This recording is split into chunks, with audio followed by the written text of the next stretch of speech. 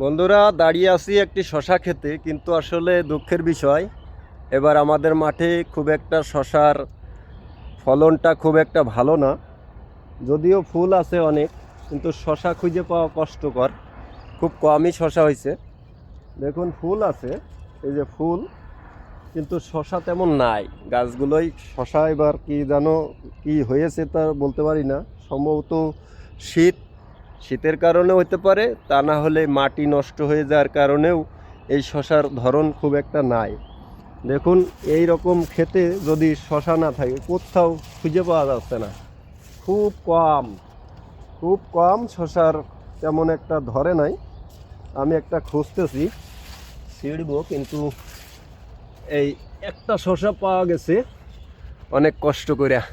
একটা শশা পেয়েছি, দেখুন তাও খুব একটা সুবিধা না, খুব একটা সাইজ ভালো না।